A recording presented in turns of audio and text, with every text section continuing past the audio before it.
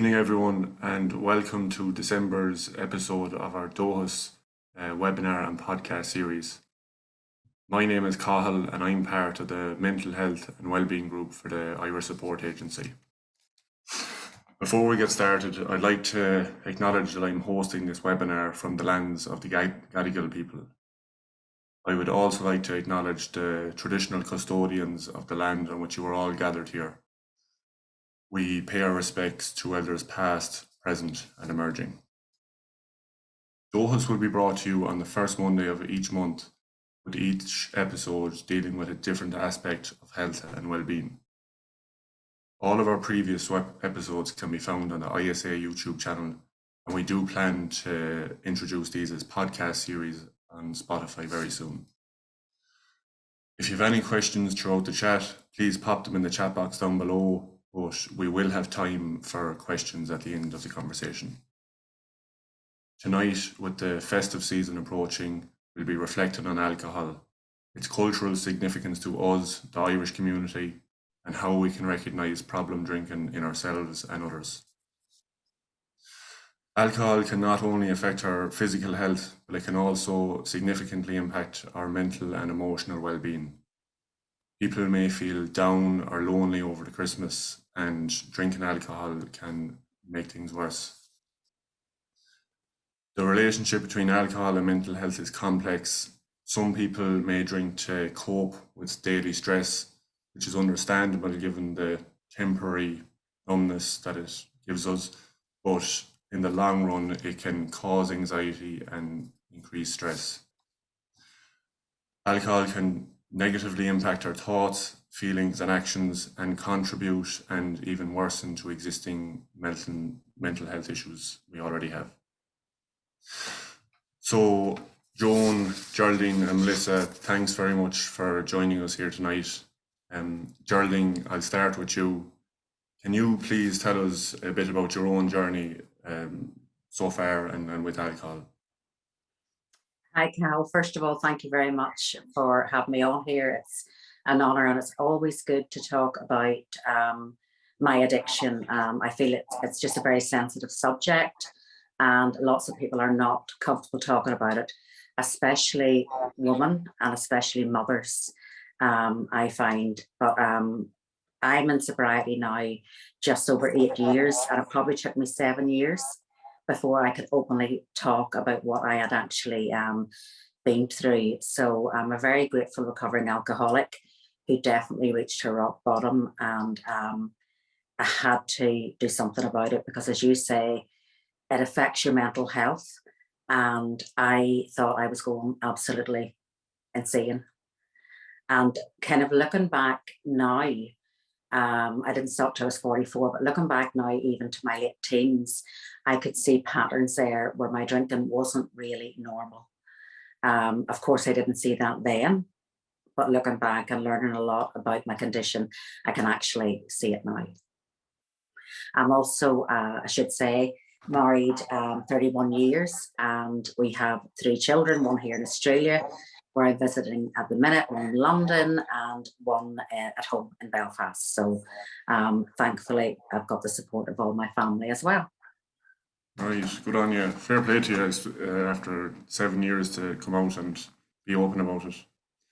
Yeah. You were saying in your late teens, you could kind of already notice that it was not normal compared to everyone else. Was there something happened in your life before that was there trauma or genetic?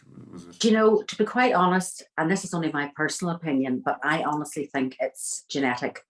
I think it's hereditary, and I do believe that I was always going to be alcoholic. It's just whenever I was going to realise at what position in my life that I was in. Because whenever you go back and kind of do a lot of soul searching, you realise things that you have in common with other alcoholics from you're a young child, from primary school days, things I felt in primary school days, the fear even back then, the anxiety, not feeling I belonged, lots of things, kind of always trying to punish yourself and trying to be better, all related, I feel, to, you know, my disease coming to its head. But my parents themselves don't drink. My father and mother, you know, don't drink alcohol, never did. but there is alcoholism in my father's family. There's 3 alcoholics, and there is one, my mummy's sister was alcoholic. And whenever I was very young growing up, my mummy just always said to me, you're your Aunt Maureen all over. And I was about 6, 7. So she wasn't meaning alcoholic then, but I knew there was some kind of trait that I was like my Aunt Maureen. And then I grew up to find out Aunt Maureen was an alcoholic, but she did find sobriety. And thankfully, she never went back to alcohol, you know. She is dead now. She died sober, which is lovely. So I definitely feel it's hereditary. I do think that there is traumas that lead to drinking heavier as well. There's no doubt in that whatsoever. And probably when it came to the end of my drinking, I had hit a bit of a trauma, and that's whenever everything kind of just came out, and there was no hiding it, Cahill. Yeah, right. And so I can imagine if both your parents didn't drink, it would have been even harder for them looking at you, late teens, early adult, Yeah. turning into. So how did that play out? When did I they? mean, everything was head even back then, you know, and you were like drinking down your room. But when I went out to get drunk, Cahill. But to me, that wasn't abnormal because that's what all my friends were doing as well. You know, you were young people and you were going out to these discos, dances, clubs, whatever, and you were drinking. There was no pre-drinking like they do now, but I would have had to have a few wee something of Dutch courage before I went out anywhere. In fact, I started going out with my husband at 19 and he never saw me sober for a full 3 months of dating me. You'd wonder how he stuck around, but he's still there 31 years later, Jeez. you know. So yeah, there was a lot of rows going on in the house. You were sneaking in, and you know, there were certain nights I'd see that you were drunk, and it was very much hiding it from my daddy because he would have went crazy, you know. So it was very much just all get to bed, say nothing, and stay out of it. Because I mean, there was alcohol in the house for visitors, but it wasn't a thing to drink in our house whatsoever, you know. And whenever it came, I know you're going to talk about that now in a minute, but when it came actually to, as I call it, like D-Day, when I finally said, I can't do this anymore, my parents were completely shocked. They hadn't a clue that I was even a heavy drinker, let alone drinking alcoholically. So, How old were you then when? So, 44, really? Right. 44, yeah.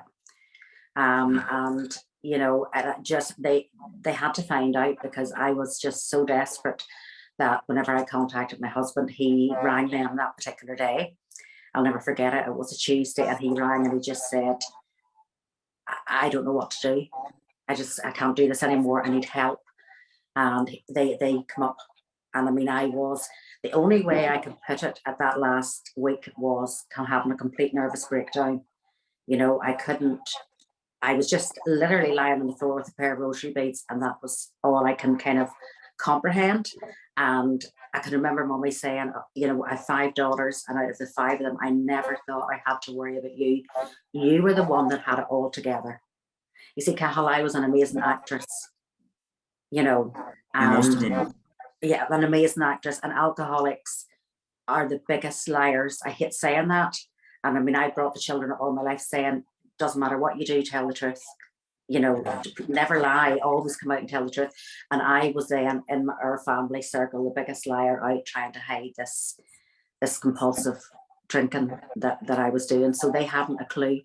And, you know, as well as that, my husband didn't know I was alcoholic. And I know people find that very, very hard to believe. He knew I loved to drink, and he knew I was a daily drinker and I drank wine every day.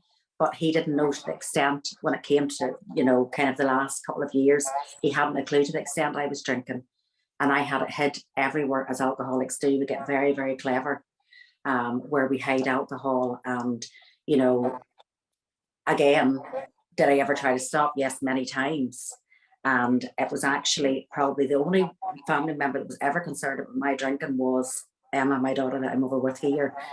And when she was in Australia, she could see in FaceTime that, you know, I wasn't looking right, my eyes weren't right. I was typing things, I was texting, I was making spelling mistakes. She could see all this, but at home when they were with me, they couldn't see that, you know. I Yeah. had got to be very depressed and didn't really interact much with the family. and went to bed early and things like that. But before she left for Australia, she would have said, Mummy, you know, you're drinking every evening, and I don't think that's normal. But again, Cahill, lots of my friends, lots of professional women that I knew well, were drinking wine every evening like I was. They weren't alcoholic, and they still aren't alcoholic. So she would say, look, please try and just even not have any from a Sunday night to Wednesday night. And I would do that, but I hated it. You see, all day on a Monday, the anxiety inside me, because I wasn't, you know, even for an alcoholic, even the very thought of having a drink that evening kept me going all day. So Yeah. I didn't have that. I didn't have that. And I would go to bed early, and I'd be very cranky and very crabbed, and it wasn't very nice to be around. And then I couldn't wait till Wednesday night comes. So I did do it, but I didn't like doing it, and I couldn't wait till the Wednesday night came. And then a month would pass, and I'd be drinking every night again, like after 1 week of just doing that. So it was all those kind of patterns that actually emerged. But when it came to the point of me saying, I need help, I'm alcoholic, my husband honestly couldn't believe what I was saying, which is insane. That's unbelievable. Like, it's literally hard to believe that. Yeah, I wasn't out. If I was out, I behaved myself. I was very Yeah. careful because I didn't want anybody seeing or me getting drunk in front of anybody. All my drinking was done in secret. But by the stage that I came out, I was drinking 24/7, and it wasn't working anymore. So, like, my husband could have come in from work. I was still working from home. I never lost my job. And I could have had 2 bottles of wine drank. I would have been cooking the dinner. And I know people find this hard to believe, but I'm going to be as honest. This is what, you know, happened. I could have been cooking the dinner, and he would come in, and I would just, you know, say a few words, talk kind of half normally. And I knew I was very sad. Emma had left to go to Australia, and I knew I was very upset. And it was just all this, Mummy's very depressed because, you know, Emma's not here anymore, and so on. So the act just come in on me again, and the alcohol wasn't working anymore. So you never actually felt drunk. That's what happens at the end. Yeah. Yeah. Yeah. Unreal. So you had the breakdown, as you said, and Mhm. your husband called your parents over. What was the journey like from there? I suppose Yeah. was that the last straw? Well, the reason I rang him was, and this is what alcohol, it's what it does, because I work with alcoholics a lot, and you know, it seems to be the same pattern. You're ready for the end. So I didn't know how to stop drinking. I hadn't a clue how I would ever do, you know, without alcohol, but I couldn't keep living the way I was drinking. Inside my head was complete insanity. I couldn't, I mean, I visited monks, I visited priests, I never left the doctor saying, what is wrong with me? I am so depressed. You know, to go from the person I was, what's wrong? Never once can I think that it was alcohol. Um, you know, it's insane to think that now, but I never once thought it was the alcohol causing the depression. But it came to this particular week, and the suicidal thoughts were just massive in my head. And as I say, it was a Tuesday when I rang my husband. And the reason I rang them was because I thought the thing that I was about to do or going to do was going to be successful. And I knew if it was successful, there was no coming back. And I got terrified. I really believed that everybody around me, my children, my parents, my husband, all my sisters and all my friends would be so much better if I wasn't here anymore, I wasn't in their lives, simply because they wouldn't have to worry. Now, remember, half of them didn't have a clue. None of them had a clue that this was all going on in my head. But this is the whole insanity of it. The other thing I want to point out is the selfishness of an alcoholic. Because when I didn't want to be here anymore, I wrote letters. And in all of those red letters to the different individuals, the same pattern saying, I can't believe that I'm going to miss your graduation. I can't believe that I'm going to miss your wedding.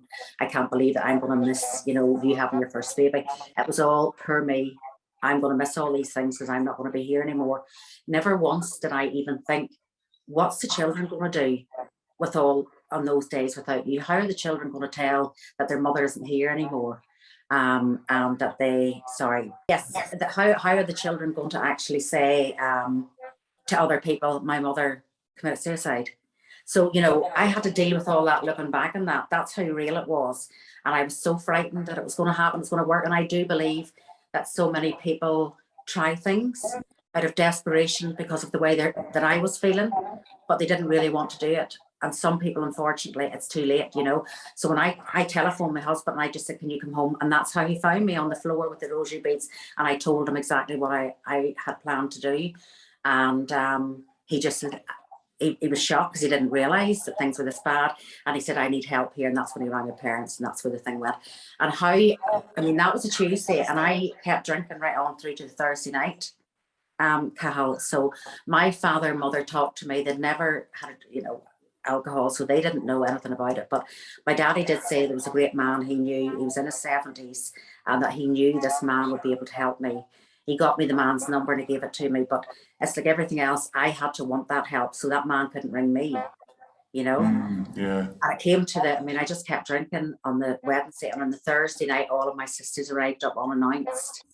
And I was upstairs in the bedroom, and I was like drinking. I had my wine hid at the side of the bed, and I was drinking away at my wine. And I can remember my husband shouting up saying, Geraldine, your sisters are here, every bloody one of them. And the 4 sisters come in, and they literally, one of them just strapped me to a chair, and she said, this can't go on. We've heard what's going on and everything else, and you must get better. And they said they were signing me in somewhere, you know, and I wasn't taking any of it in. And they said that was it. And I can remember texting her that night saying, please don't let them put me away. If they put me away, I'll never come out again. I'll be insane forever. And she said, I promise you, I will not let them put you anywhere. So I knew I had my mummy's love, my mummy's trust. And I woke up the next morning, on Friday morning, I said, you've two choices here. You drink today and you die, or you don't take a drink and you live. And can I say, every 15 minutes was torture, because whenever my drinking had got that bad, when my husband went out for work, 6 o'clock in the morning, I had a little bottle in a glass hid underneath, like the balance sheet. And I had to have a half a glass of wine before I could put my 2 feet out of the bed to set myself up to go and get the other children ready for school. That's literally the way it was. And the one thing I do remember, and it kind of haunts me as well, is on the Thursday night when my sisters came up, my son, who was just 18 then, he was doing his A levels, and he came down the stairs and he was, you know, crying, and he said to them, "You're too late. You should have been up. You should have helped Mummy long time ago. You're too late." So he had seen things I didn't realize he'd seen, Cathal. You know, he'd obviously seen that I was secretly drinking, and he knew I was depressed and everything went with it. And that broke my heart to hear that. So that was the next morning I decided that's it. And every 15 minutes I rang the guy that Daddy put me in touch with. He said to me, ring me every hour. And I rang him every hour throughout the Friday and said, I haven't had a drink. Next hour, I haven't had a drink. And as the day went on, I couldn't believe it. Done 3 hours, 4 hours, 5 hours, you know. And that wee fella I'm telling you about, Shay, he got into the car with me and we drove down to my parents' house. And this man in his 70s who I'd never met came up to my parents and lifted me and took me to an AA meeting. I hadn't a clue what I was doing. I was just sitting there. When I finished that AA meeting, he left me back home to my parents, and the car lights come in and I got to the door. My son ran out to the door. He gave me a massive hug. He said, I'm so proud of you for going to that meeting. And I just cried, and I thought, how can you be proud of your mother? I'm just after saying in a meeting, my name's Geraldine, I'm an alcoholic. Because I did say that because I knew it was. And I had no problem saying that the first night. I was desperate for hope, desperate for anything. And I just, the fact that he loved me and was proud of me for doing that just meant everything. And that was it. I've never had an alcoholic drink from that day. Right, that was it. So that was nearly a turning point, your son telling you that he was so proud of you after coming out of the meeting. Absolutely. Unbelievable. Absolutely, you know. And So you there's so went much back to hope. Sorry, yeah, Cathal? no, just when you were writing those letters, you know, and you were saying it was selfish and you are the alcoholics or whoever it is, but I suppose really it's not the person, it's not the true person that's writing them, it's the alcohol. Like, I'm guessing you were drunk writing them as well, were you? Absolutely. Yeah. So yeah, Yeah, looking back, and my husband burnt them. He found them right. and he burnt them, because I went on to tell him I wrote letters, and he said I found them and I burnt them. You know, he never ever let me see the letters. Yeah. But no one, and kind of vaguely remember what I put on them, you know, I felt nothing but shame because I was so selfish. But that wasn't, again, that was the sick person, the alcoholic person. Exactly. Yeah. That wasn't me now. And, you know, at least I can fully admit that. Yeah. Yeah. Yeah. What would you say some of the misconceptions are there around alcohol addiction? I suppose that what you've just already touched on is the fact that not everybody has to know that the person is an alcoholic. Yeah. The one thing I will say is, if you're alcoholic and if you're addicted, you cannot have the odd drink. It cannot happen. And as I say, I work with alcoholics and I work with them nearly on a daily basis. And a lot of them have this illusion that I'll cut down, I'll go off it for a while and I'll cut down, and then the alcoholic drink becomes effective again. If you are alcoholic, and nobody can tell you are, but if you really are and you admit it, it's not the fifth, the sixth, the seventh drink that does you harm. You hear people saying, I wish I had stopped at that one bottle of wine, because then after that I wouldn't have said this and I wouldn't have felt embarrassed. For an alcoholic, it's not like that. It's the first drink, it's the first sip. Once you get that sip, there's no going back. You will keep drinking basically until you either pass out or whatever you do. So you cannot get by that. You cannot drink normal. We're not normal. It's as simple as that. I am not a normal drinker, and I will never be able to go to your house or anybody's party and have like a watered down alcohol drink and think I'll be okay, because I would be right back on it again. And they say the second time is 1,000 times worse. Now, I almost didn't survive the first time, so I will never, ever take that risk. And I've often said, and I still say it, for me to drink again, it would be for me to die. I could not take the hope that I've given the family. My children they're in a really happy home now. I made a house a happy home again that it used to be many years ago. I went to AA that first night, and that is how I got my hope. I done the 12 steps of recovery. The therapy in it is, people will be paying thousands of pounds for it. It's absolutely amazing therapy. I know not all meetings are good meetings, and I always say that, but I found the real good people and the real good meetings. There was no woman back then in my meetings, and I used to go around with these. Pat, the guy who was an elderly man, would have looked at me, and some of his friends would have been in, all very, very good people. And I used to say to my husband, does it not bother you, all these different jeeps and everyone pulling up and taking me away to these meetings? He said, I'd send you a bus load of them if I thought it would keep you sober. And that was his answer. So that trust was there. You have to have that. You have to have that support. You can't have somebody sitting beside you and you've just stopped drinking, pouring away at their beer and thinking, oh, you'll be all right. Everything changes in the house. And when I say I had to learn to do everything from the start, I didn't know how to make a phone call without alcohol. My hands were shaking making my first phone call when I wasn't drinking. It is a journey, but to give up one thing in your life to gain so much, and to gain everything, get a second chance at life, it's so worth it. So I'm a big advocate for alcohol and Anonymous for AA. Fair play to you. Thanks a million for being so honest. That's a pretty impressive story, to be honest with you. Thank you, Cathal. Joan, we'll move on to you for the time being. Can you tell us, are you there, Joan? You are? I am here, thank you. So can you tell us a bit about yourself and the work you do at Foundation House? Sure. I'll start off. Geraldine, thank you so much for your story. It's so inspiring, and it takes a lot of courage. So you're a very courageous woman. So thank you for that.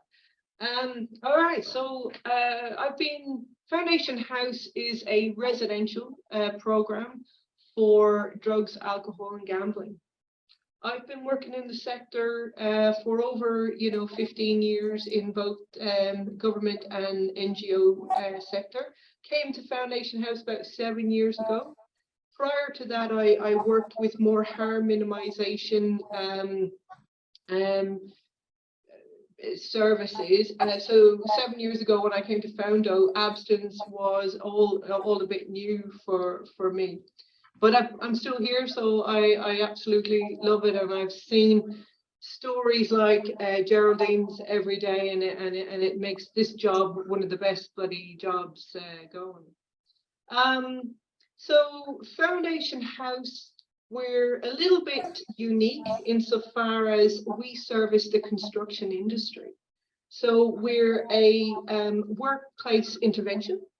So our clients come to us from the construction industry. They're usually referred by maybe a delegate on site who's recognized an individual might be struggling with substance use or gambling, which is a whole whole other webinar, I imagine. And they'll come to us for either residential support, so the 28 days, or they'll come to us for what we call outreach.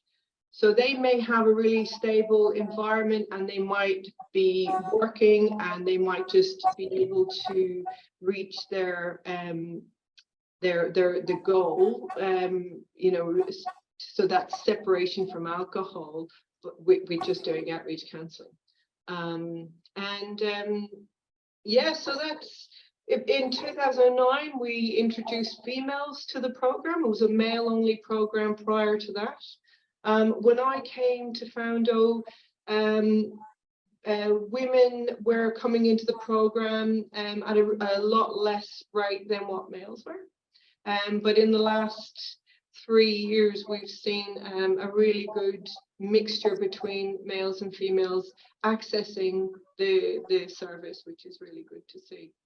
In addition to that, we also offer a mental health and well-being intervention called Foundo Blue, and what that does is that captures people who are out on sites who are struggling with mental health or suicidality.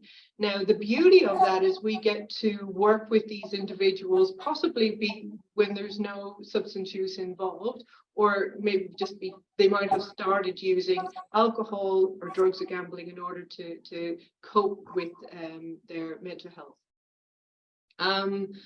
Yeah, I think that's me. So just as you were talking there, so I work in construction. Well, I'm in and out of it at the minute. And I'm sure you know we have pre-start meetings every morning, and a lot of the stuff that you said there now was ringing. I was like, oh, that sounds familiar. That sounds familiar. So I have heard about a lot of the stuff, and it's just clicking for me now. So it's alcohol, drugs, and gambling. Any sort of addiction, really, that you do. Absolutely. So what we recognize. So back in there was a champion called Pat Carr, and she'd recognized that in particular alcohol was quite problematic in construction sites, and construction workers were dying and getting into workplace incidences from alcohol use. And she was the pioneer to get this intervention and get some support. So what happened when they started testing people when they were attending for work, they realized, well, if we're going to test people, we need to have a place for them to go to get support. So that was really important that we had that, and that's where we came around, and we opened up. 3 years ago, we were asked to step into the mental health side of the support. So we've been doing drugs and alcohol for 20 plus years, but just in the last 3 years we started this Foundo Blue intervention, and it's really important. It's also for the family members of. So what we recognize is you have people turning up under incredible stress and in the family home, and they're turning up for work, and it might be one of their loved ones that has the issue with drugs, alcohol, or gambling, and that's where we intervene as well. Right, great stuff. So even from my own experience in construction, going for beers after work on a Friday is normalized. It's probably the best word to. Absolutely. And even I've noticed that myself. Well, now I drink very rarely now, but even say at the end of a bank holiday or a long weekend, there's genuine pressure on there. Like I feel bad sometimes. Like I really should be going. This is my mind telling me I should be going because there's so much pressure on. But what would you say to someone who kind of wants to pull back away from that, and not feel like they're going to be left out, or pulling away from the camaraderie? Well, that's a tough one, Cathal, because it is we are social beings, and we love that connection, with our mob, and certainly drinks at the end of a day, it sounds like a great idea, and for many it is, and it can be, and not cause harm. when it's one of the issues that a lot of people who come into the program have a lot of fear around what it's going to be like for me when I finish here and I go back to the workforce. And because there's a huge stigma as well, you know, and it's that fear and that stigma that can make that really difficult for people to even look for help. But going back to it's a tricky one, and it takes, you know, a lot of courage for a person to go, you know, look, I'm not going to the pub. Can we do a different activity? Can we, you know, can we connect on you know, in a different social setting, because I'm not going to go to the pub, you know, I'm not drinking anymore, or I'm trying to reduce my drinking. And we have had individuals who've done that, and like I said before, this fear of, you know, how's that going to land on people? And surprising for some, they've come back and gone, I couldn't believe that my colleagues, my comrades, were actually really supportive of that, and didn't realize that alcohol had been problematic for them, and they just assumed that, you know, that they would be able to connect in the pub. But once you start that conversation, more people actually are kind of cheering them and taking their hat off for them. Yeah, nice. And I suppose even the no alcohol beers now as well. Well, that's an interesting one. Yeah. They're like, they taste the exact same. So you can still go, you can drive to the pub and have a couple of non-alcoholic beers and drive home. Absolutely. And these non-alcoholic beverages have become quite popular. They're not just in beer. I believe it's in spirits and wines and cocktails and whatnot. So I guess someone could do it. My fear, or where I would have a conversation with somebody, is that if they were drinking at a problematic, you know, if their drinking was really problematic, a separation from going to the pub might help them, you know, because like Geraldine mentioned, she could go a couple of days, you know, and then, you know, within a week would be back to that problematic drinking, you know, at a rate. So my only concern would be for an individual who alcohol is causing harm, you know, to have a bit of therapy or treatment and have a separation before they adventure with. But where the non-alcoholic beverages are very handy is for those people who just want to you know, cut down on their drink and have recognized that, you know, I've been hitting it a little bit hard lately, I'm going to go dry July, or I'm going to, you know, have this separation. Yeah. I hope that answered your question. Yeah, no, absolutely. Because yeah, well, I was kind of coming from the angle of, if they didn't have a problem, but if someone has a problem, they're not going to suddenly start going and drinking alcoholic beers. Like you said, they're going to need most likely some extra help beforehand. Yeah, there have been those who are in recovery, and say have, you know, a 10-20 year recovery, and have drank some of the non-alcoholic beverages, and you know, and that's worked for them. Each and every one is different, eh? Yeah. Yeah. So would you say the construction industry is more at risk of alcohol abuse and misuse than others, or what's your opinion on that? Oh, look, sector-wide, and service-wide, alcohol is by far the number one presentation of harm when we're talking drugs and gambling. You know, alcohol is number one globally. Alcohol is number one. So I think it's not you know, unique to the construction industry. What we find though is that construction workers work really long hours. In particular, Irish construction workers come Mad for money. you know, and it's overtime and it's long hours. So, you know, when they finish for the night, especially if they're, you know, living in isolation, so, you know, living alone, they, you know, can have a few beers then to help them, you know, relax, go to sleep, you know, and then before they know it, it's you know, when they're not working these long hours, what the, you know, what do they do then with their time? How do they fill up that time, you know, when they're not working? But yeah, that's what we've experienced. Yeah, that was I can relate to that as well, in the sense that I did go through the long hours and mad for money and drinking every weekend, and then when it did come to the weekend, there was literally, well, in my head there was nothing else to do. You know, I had no hobbies. All my friends were most likely at the pub, so any time that I did sit in out of it, I was just, I actually felt lonely, because I was like, all my friends are in the pub. There's nothing to do, even though there's a to do.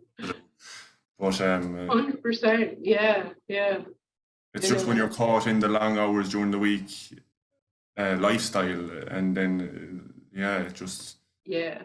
have time to look for hobbies or do anything else, or have time for other activities outside of work. Well, Yes, yeah. And you know, in that social scene, like, you know, going to the pub and listen to bands, or, you know, if that's your thing, you know, everything we do in Australia is you know, revolves around alcohol. It's really difficult to get away from it, you know. Alcoholic gambling, you know, it's really challenging to get away from. for sure. So, from your experience in Foundation House and in general, what would you say are the root triggers or causes for alcohol abuse?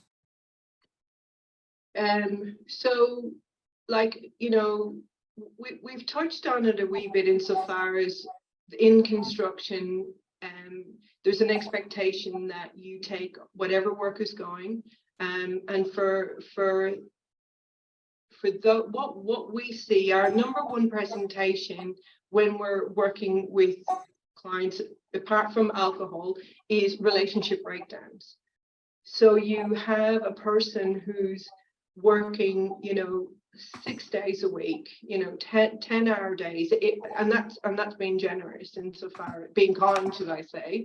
You know, they have, you know, family, they come home, and then they come home, they're absolutely exhausted, so it's having a few drinks just to cope and relax.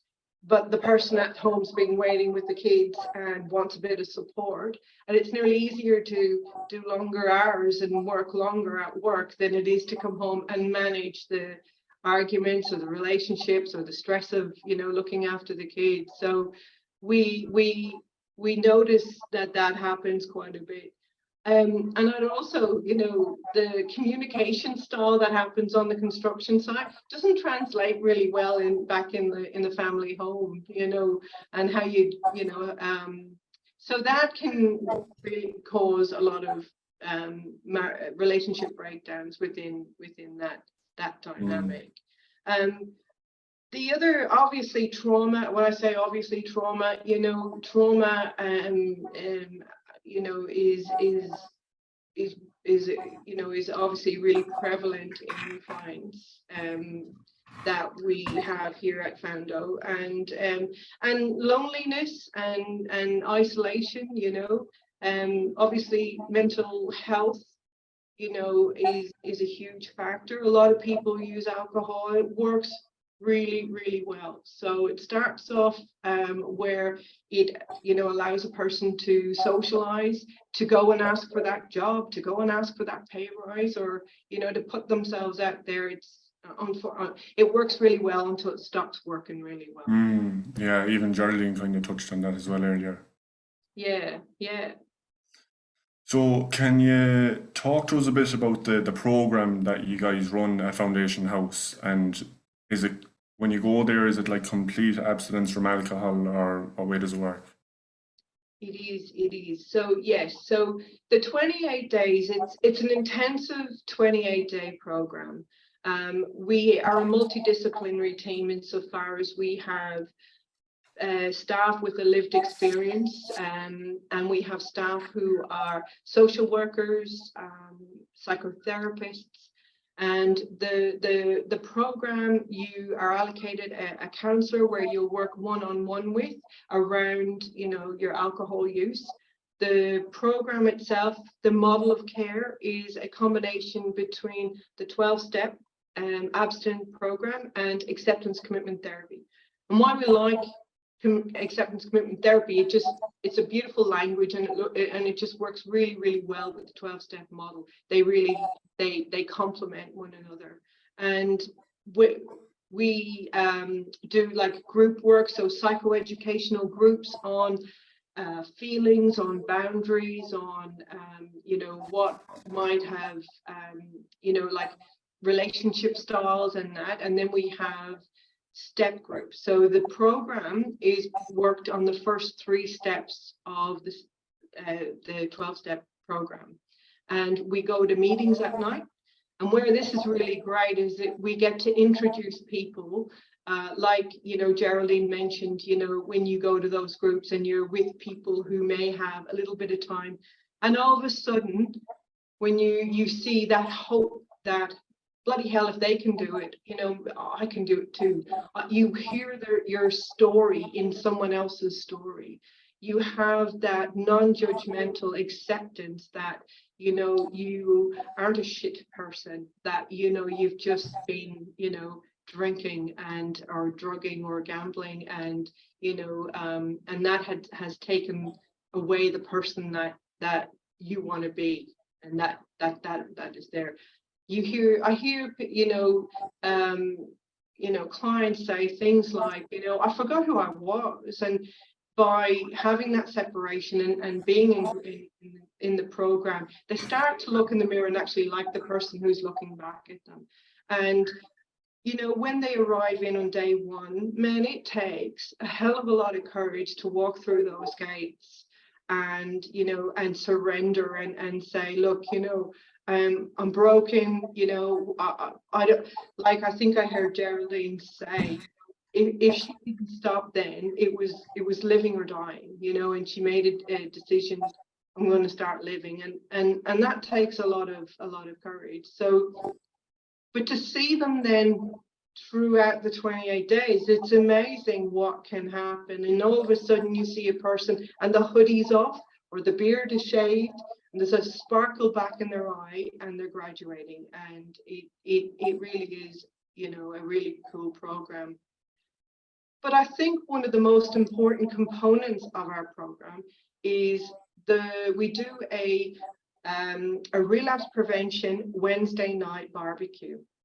And that's where we invite ex-residents, our alumni that we refer to them, to come back, and we cook up, the current residents will cook up a barbecue, and then we have an ID around the room, and we have a meeting, and it's like based on the topic will be on a relapse prevention kind of theme. But there's nothing like watching 60, 70 people come back every single Wednesday night and share their strength and hope and their love, you know, within this community, because that's what it is. It's, you know, it's a community, and you get the high vis coming in, and the camaraderie is amazing. It's that support. So it doesn't matter what, you know, education we've all had or the skills we've had. There's nothing like that alumni and the strength and the message that they give and the support that they give. So that helps us with that continuation of care, because 28 days flies, and those who come back and stay connected change their life, and they get the gifts of recovery, as they like to refer to them as.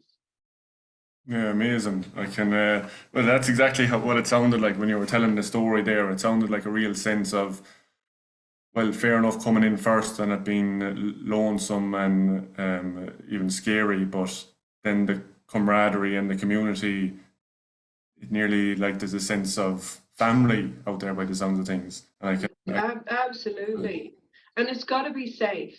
You know, this foundation house is somewhere where you're going to want to send your son, your daughter, your mum, your dad, your brother, your sister. You know, you're sending your loved one into this program to get well. You know, to have, you know, as I said, that separation from you know, from whatever it is that's causing them the harm.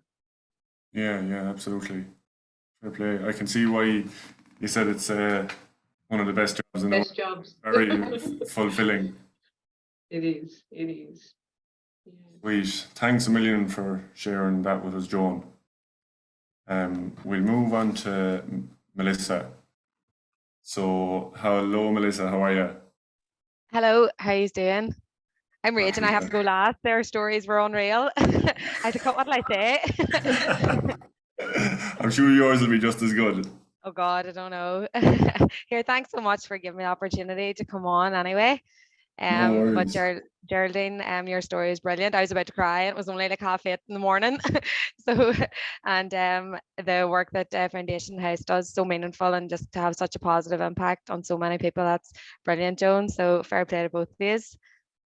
But may the best to last then now, yeah. So, yeah, if you want to tell us a bit about your story, Melissa, and your story with alcohol. Yeah. So I'm not even 30 yet. I'm nearly 30, but just from even just whenever I was about 16 or 17, just couldn't wait to start drinking and going out. Like just I think it was kind of the same as loads of people where I lived. Couldn't wait to just go out and get drunk and everything. And now looking back, it's just so mad even thinking like that. But I suppose I was probably somebody that drink never ever suited. I was always the most visibly drunk person in the whole of the venue that I was. Like anyone that knows me would probably agree with that. And but I just never really cared. Just whatever, that's the way it is. And I had so many good friends that would have just been like, oh, Melissa, like, what are you doing? And this doesn't suit you, and you're such a good girl. And I'd have just, oh yeah, sure, what odds? And like it's grand, and never really thought that much about it. And because I think as well though, I wasn't really doing anything any different to anyone else, like going out every weekend drinking, and so was everyone else. And then it was just like a vicious circle. It was just constantly, you know, every weekend or whatever. And then went to university and started working and everything. And then I went to Australia. So I probably drank absolutely loads in Australia. And it was kind of the norm for me over there every weekend, maybe Friday, Saturday, Sunday, and just absolutely couldn't be looked at Monday to Thursday at work. Like I was just so tired all the time, and just definitely probably head was not in a good place, but I really didn't think I was doing anything wrong. But I suppose just a lot of people that they would have just, if they'd seen me out or whatever, they just would have thought, God, you're really so much better without drink. This does nothing for you. So I think when I came home from Australia, and then COVID and everything happened. So I came home just before COVID, like a couple of months before, and I kind of, obviously you weren't really going out or anything then, so wasn't really drinking as much or anything, still the odd time maybe. And I had just kind of just thinking a bit more about it, like God, I have so much more energy now that I'm not out every weekend, and I can go to the gym now. I tried to lose weight for about 15 years and couldn't do it because it was just a constant like drinking and then eating crap all week and not organized and no energy to do, and I go to the gym or even go outside or anything. I was lying in bed. But I had far more energy, and I just kind of thought, God, this is really good. Like this is, and so like your head was so clear and everything. And then I think the last kind of it was one of the last times that I was like in a pub drinking. I had so excited all week for my friends coming up from Dublin. Couldn't wait to see them. I'd met them in Australia and couldn't wait. And I just thought, oh, right, the girls won't know anyone here. I need to, you know, like they'll know me, and they'll be grand. So all week couldn't wait. I'll not drink too much because, you know, the girls are just up and I can't wait to get chatting to them all night. But Saturday came, I don't even remember going to the pub. Like I just got rode off in the house before we went, and went up to the bar, and there was like it was my local pub, and there was a band singing, and I was just a complete menace like that whole night. Didn't sit with the girls once, and the band actually left early because of me, because I kept going up and taking the microphone, taking his tin whistle and like everything, and they actually were like, no, we're out of here. So So the band left because the group yeah, out. they It was literally you or they the left. band. Exactly, I know, and it was COVID, so I had the man's tin whistle, and he was going mad because obviously all that there. So it was just a complete, just a menace. And then I went home and woke up the next morning, and everybody was laughing. Like there was those ones at the house, and we're all laughing. But I was like, I never even spent any time with the girls. Like I was so excited to see them, but I just can't handle this. Like just drinking away, and I don't even think I would never have drank that much as in volume wise, but I couldn't handle like even any really. So I woke up, or whenever we were just in the house, and they were like, "Oh, I don't even think you were that bad." But people kept texting me, and I had such fear. And people kept texting, "Oh, I think you're bored now. I don't think they'll allow you back." But they were only joking. But I was like, oh my God, what, like what, what the hell is going on? But and then I actually ordered a book that day. I like typed into Amazon something like, "Oh, like stop and drinking" or whatever, and it was The Unexpected Joy of Being Sober. So I bought that book, and then I read it. So I read in August, I think it was. So it's a brilliant book. So highly recommended. Really easy to read, and it was really, really good. And it just kind of started to get me thinking differently. So just even, like wine and stuff, like Geraldine's talking about drinking wine every evening and all, like just about, especially for women, how alcohol is marketed so much towards women, about wine and new mummies and stuff, and like pink gin, all, all that kind of stuff. It just really got me thinking so different um about alcohol, and just everything we see, like everything's so centered around it. So read that, and it sort of planted a few seeds. And then I kind of thought, right, I'd love to never get drunk again. Like that would be good, wouldn't it? Like I'll never get drunk again. So then I started trying to just have 2 or 3 drinks. I find that really, really, really hard. Like it's hard to have your third, not be like, oh no, I'll just have a fourth, because whenever you're so used to just drinking away, and I think then the looser it gets, and you can just totally, and then you wake up the next morning, it's like, oh, frig's sake, the same thing again. But so then I just thought, no, I think one's actually, like 1 or 2 is harder than none. So I'll just not bother having any. And then I was kind of like, right, so do I not drink anymore? I honestly was driving myself mad, because I was saying, right, either do or don't. But then people's going to be like, oh, just take a few, I thought I was going to get so much peer pressure. And I was really like driving myself mad thinking about it for a good few months, so I stopped drinking then on the April. So it was about 8 months like of sort of tearing the thoughts in my head, like what am I going to do? And then I just said, no, do you know what, take all the thinking out of it. I don't drink, and that's it. And then so I haven't since. It's a year and 8 months, April 2021 I think it is. So yeah, but it was just a lot of stories. That is like the most condensed. I could write a book on everything. But yeah, so, and I'm far better off without it, so that's good. Yeah, fair play to you. There was so much that you said there that I could relate to, even going back to when you were 16, 17, 18, drinking to get wrote off. Like that was Aye. cool, and Mhm. I said something similar as well. There was no drinking to enjoy it. It was, and then the longer it went on, it was just normalized. And Yeah. yeah, coming over here then, as soon as I came over here, was just basically the exact same Friday, Saturday, Sunday, Yeah. and could definitely relate to a few of the stuff. I'd even go to the pub on my own sometimes, and I know somebody there and just go drinking. Mhm.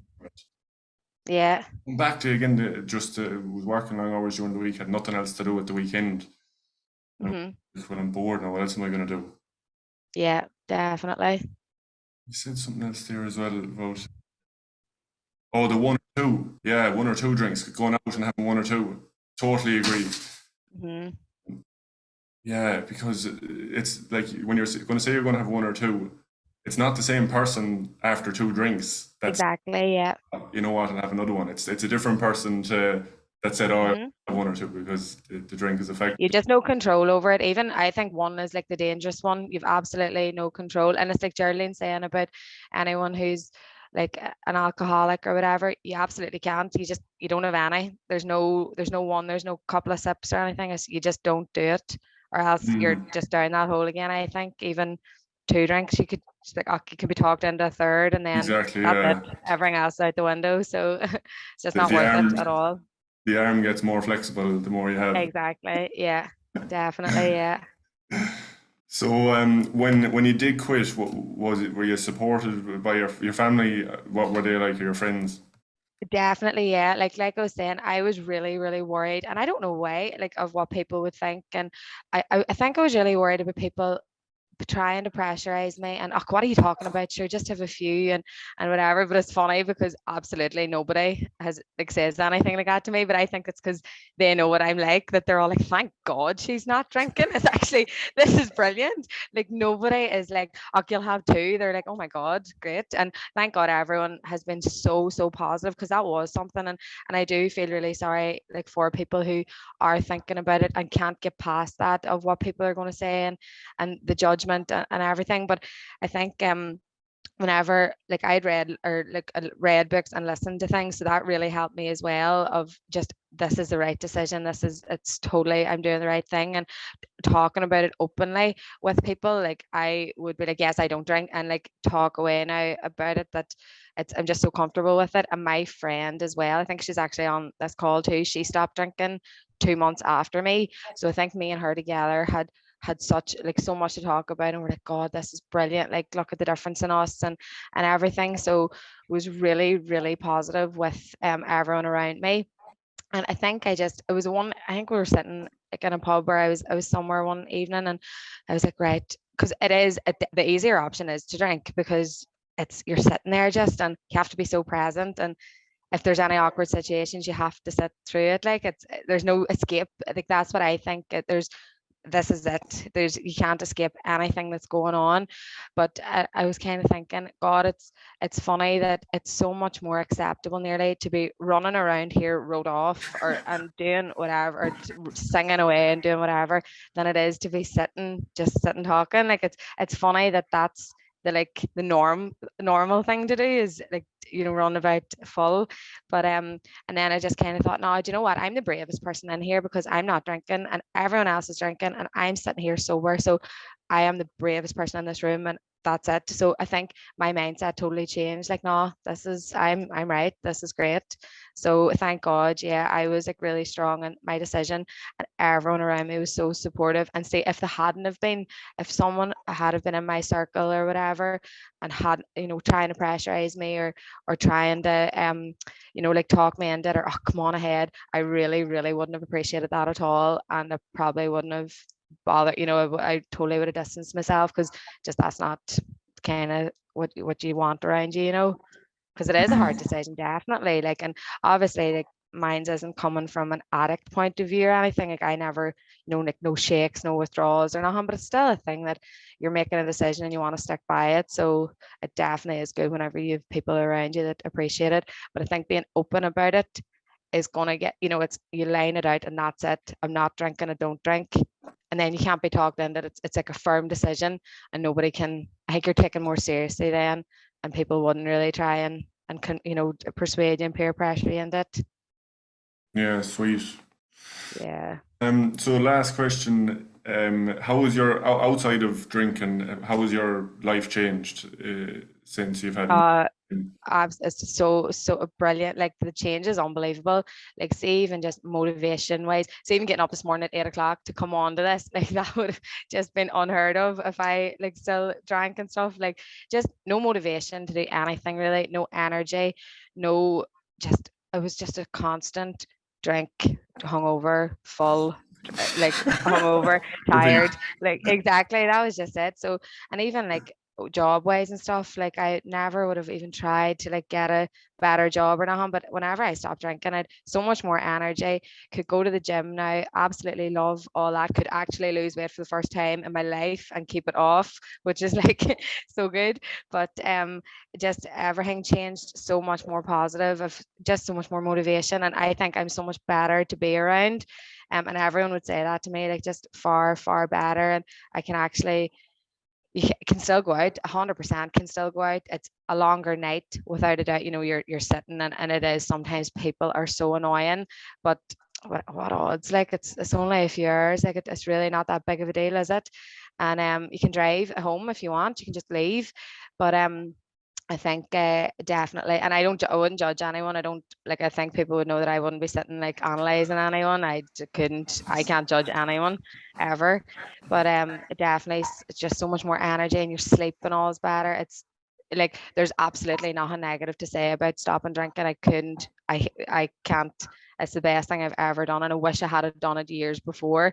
But thank God, like I'm not even 30, so I haven't done too bad. I'm doing all right. But yeah, so it's the best thing I've ever done. And if anyone like is thinking about it, or any wee seeds have been planted, just stick with it. Like for me, it took 8 months literally to totally go off. So it's not an overnight thing, but I just think it's the best decision that you could ever make. There's not literally nothing negative to say about it. It's so good. Yeah, and I can definitely relate to the motivation as well. What you like, I've so much more. The time, number one, because half your Saturday is gone because you're getting ready to Yeah. go out, and your Sunday is wiped out. Monday, Tuesday, Wednesday, same. So when you've got that, you've got so much more spare time and So much more time. Yeah, clarity as well to go I in know. that we actually enjoy doing and want to do. And then when we can see progress then as well, when we're not Mm-hmm. the weekend, and we're like, look back 6 months from now or a year from now, and you can see where you've progressed from versus Yeah, if you had been drinking. definitely. Yeah. Oh, you have so much more time. You don't waste any time. You don't waste it sleeping or can't move because you're hungover or whatever, or even if sitting in a pub. Like I look back now and think, what was I at? Like what a waste of time. Oh my God. Absolutely. Thanks Yeah. for sharing that with us. So Geraldine, I just have a couple more questions for you. You there, Geraldine? Yeah. So, do you find the just around Christmas time with everybody else around drinking difficult, or how do you find it? Well, I don't now, but I mean, at the beginning, yes, it probably would have been a little bit challenging. I actually spent my first sober Christmas here in Australia. So I stopped in April, and it was a massive thing just to get me out to visit Emma. Just basically to show her the new me as such. So I come over here for 3 weeks, along with my other daughter. And I mean, I was never tempted because alcohol still terrifies me, because obviously I was near death with it. But you just have to make it interesting. Like, just touching back very quickly on the non-alcoholic drinks. Like, there's a non-alcoholic pub in Dublin, and there's one in London just opened now. So AF, alcohol free, is so trendy now. So many people are trying. I just think it's amazing to hear Melissa, because she's not 30 yet, and to make that decision, not coming from an addict's point of view, but just from wasting your life point of view, is brilliant. Well done to her. But really and truly, they're not for me. Non-alcoholic drinks aren't for me, simply because I never drank Cahill for the taste of alcohol. I never thought it was lovely. I drank it for the effect. Yeah. And a glass of Slur or a glass of elderflower and white lemonade is far nicer than any non-alcoholic drink I've tried. So for me, it's not for me. And I think it can be a wee bit dangerous for an addict at the beginning, because if it tastes exactly the same and they're not getting the effect, it could maybe tempt them, But certainly for people like Melissa and all, and anybody that's not an addict, it's a brilliant thing as well. But you just have to, nothing would have came in the way of my sobriety. And I mean, again, there is terrible peer pressure sometimes if you're not going to have a drink, especially if you're not being honest. So at the beginning, I couldn't tell people why I was drinking. I was saying I'm on antibiotics and I'm driving, and you're making excuses, and people were always wanting you to have a drink. So it was easier for me not to go out. And I decided that's it. I go for dinner And even yet, you won't find me in a pub simply because I can't listen to drunk people. It's bloody awful. And I'm not judging them because I was that drunk person, but it's Yeah. awful. And they're peaking all the time. They're getting all sentimental and then Spitting. start crying. And honest to God, it's just not for me.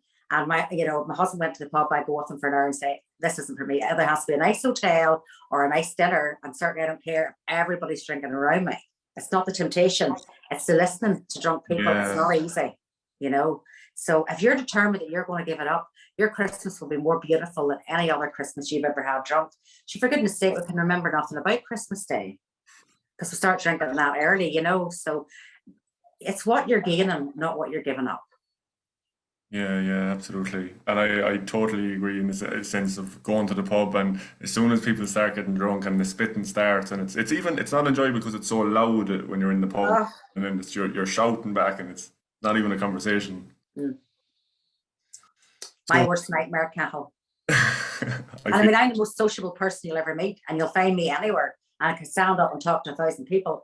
I don't need alcohol to do any of those things like now, but it's torture listening to drunk people. Yeah. But I suppose none of us really need it, It's just because we got accustomed to it and used it that we started it. But it's the effect. none of us really need it. We're social beings naturally before alcohol was even invented. But anyways, that's another webinar. So last one. So what would you say to somebody who's starting to just have the internal chat with themselves that they might be having a bit too much and they want to wean off it or come off it completely? Well, first of all, I would just say seek help, even if it's in confidence. I mean, anybody can contact me. I'm happy to talk to anybody as well. And all you need is just somebody to point you in the right direction. And if you can get yourself, just like Joan was saying, in among people that you can see hope with, you can see happy people, you can see bright eyes again, anything that gives you a little bit of encouragement, but don't sit at home suffering, worrying to tell somebody. And I think why we don't want to admit it or tell anybody is because we'll have to stop and we don't know how to stop, so it really is a whole journey, but reach out to somebody and be as honest as you can. Great advice, and fair play to you for volunteering as well, for if anyone wants to reach out, because you'd be a fantastic person to talk to.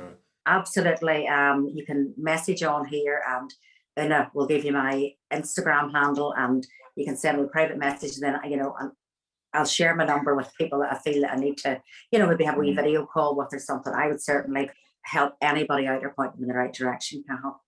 Yeah, fair play to you, Geraldine. Thanks very much. Pleasure. Okay. So if anyone has any questions in the audience, feel free to pop them in the chat box for any of the girls. I have just a question for Joan.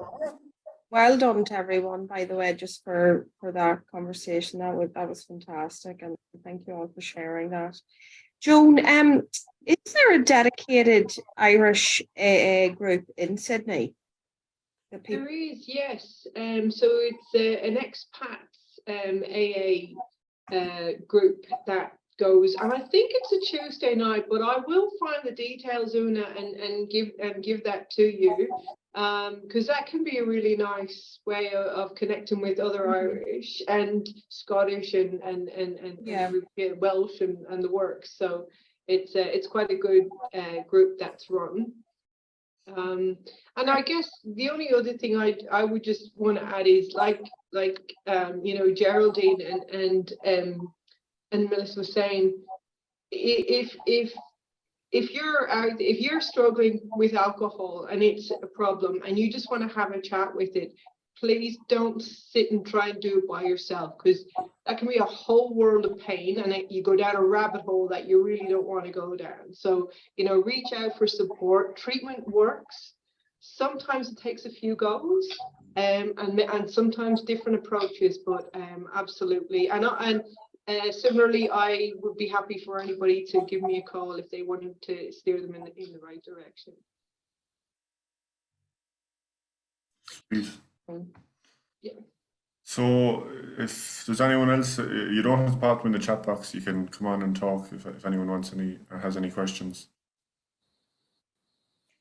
Or if not, we can leave it at that. I just have one last question for Geraldine, if I may. Yeah.